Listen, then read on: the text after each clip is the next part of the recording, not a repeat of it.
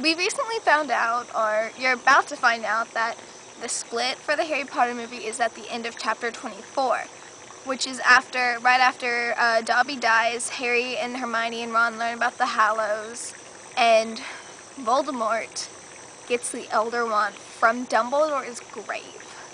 Yeah.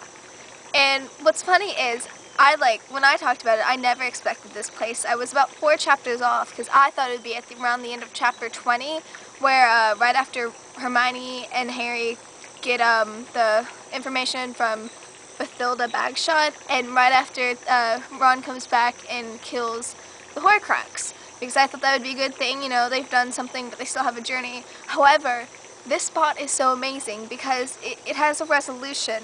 Because up until this point, and it's actually the few chapters that I didn't include in where I thought it should end, is that it's when the Hallows are really introduced and Harry starts thinking, oh god, I gotta get this wand and all this stuff, and he finds about Greg Gorgovich and stuff.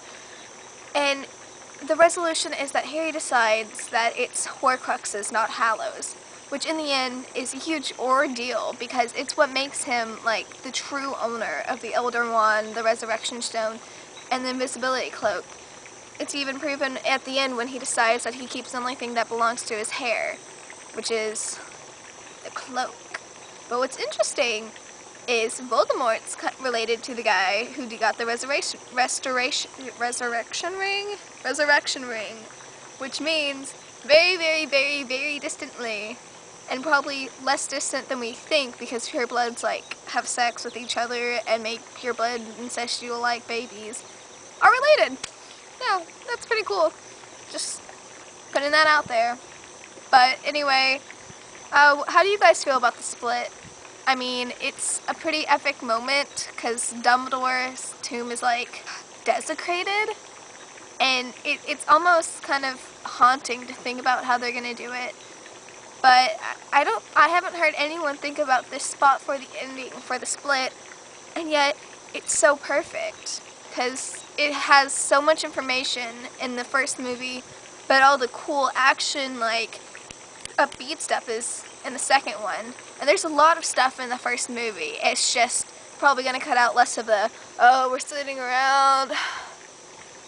Let's talk about, oh, Harry, I'm so pissed at you. I mean, that's going to be in there, but it's not going to be the whole book, which is kind of sad, but would be stupid in a movie. And Dobby's death is going to be so freaking sad. Get ready to bawl your eyes out, kids. Okay, so next thing I want to talk about is Avatar: The Last Airbender. I watched the movie. The first 5 minutes I could handle because they attempt at recreating the show. They have Sokka getting wet by Katara's awful waterbending skills, and he's just like, oh, you got me wet, why am I always wet? And it's awful, and it's not funny, but at least they try. But then you get back to the village, and Aang starts talking. A lot of things about the movie really depressed me, so I'm just going to tell you that if you want to see it, wait till it's out on Redbox. Now, the reason why I'm so violent about it is because the show is to die for. It is so funny. It's funny, it has love and drama. You watch it, it doesn't matter if you're 5 or 26. And I'm 18, so I'm around the middle of there, so I can vouch for those outliers. But what I like about the show is how intricate it is. Things that show up in the first season come back in the last season, and it's a really big journey. The season was so good that they decided that they're going to make an offshoot of.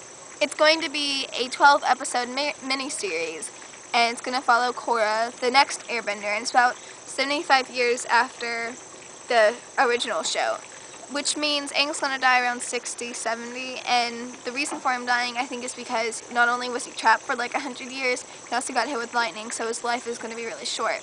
Well, even though Prince Zuko and Katara should have gotten together, they didn't. Aang and Katara have a kid named something with an L, I think. I can't pronounce anything. I can't even speak English. Chihuahua. That's what I call Chihuahuas. You know those little taco dogs? Yeah, my neighbor has them. They're cute. But I can't say their name. Wait. If I think about it. Chihuahua. but that sounds stupid. Chihuahua sounds so much cooler, and if I'm not thinking, that's what pops off my head. Anyway, they have a kid, and he's an airbender, and it's set in the future, blah blah blah. Well, not our future, but it's Metropolis, so it's kind of like our present, except like 1920s, I assume, because it's all steam powered. And she's learned all the water, fire, and earth, and she's learning airbending from Aang, Katara's son, leprechaun man dude thingy. And the huge thing is they go to Republic City, which is a city where all 4 like nations live, but I do not think any of them are benders, because an anti-bender like feeling is rising up, probably out of fear and jealousy, as you see often. And that's the whole story, so I'm pretty excited for that, but also kind of like sad. It said there will be flashbacks from the other characters, like Prince Zuko finding his mother, stuff, but I guess, you know, it's the same producers and writers and stuff, I think, so it should be really good anyway. Now, one of the coolest things with Avatar is that Prince Zuko is Avatar Roku and Fire Lord Sozin's grandson.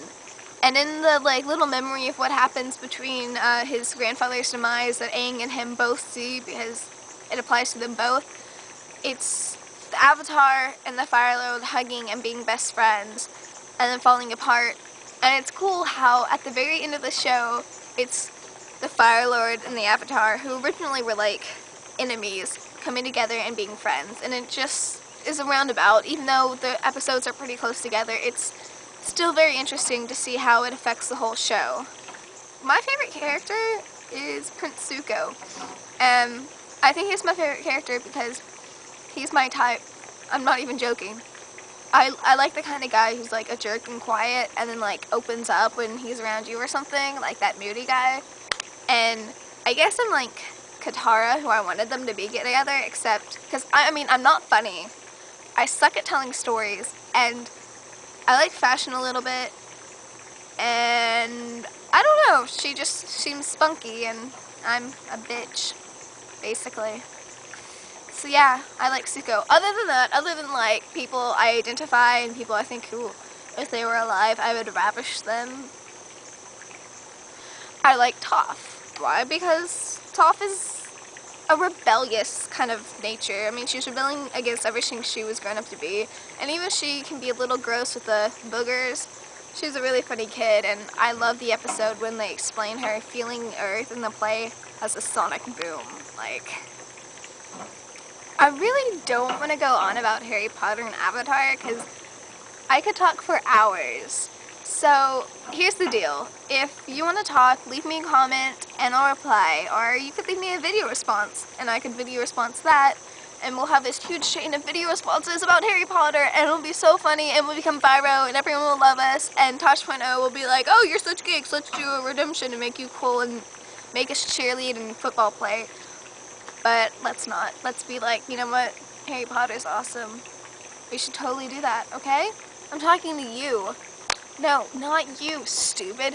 You. Thank you. Okay, so tune in. Every Saturday I will try to release one.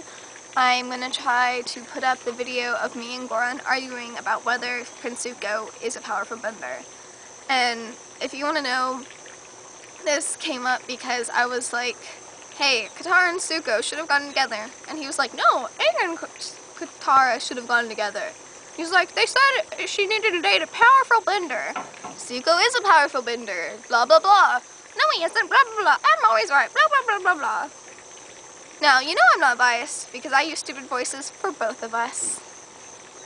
Bye.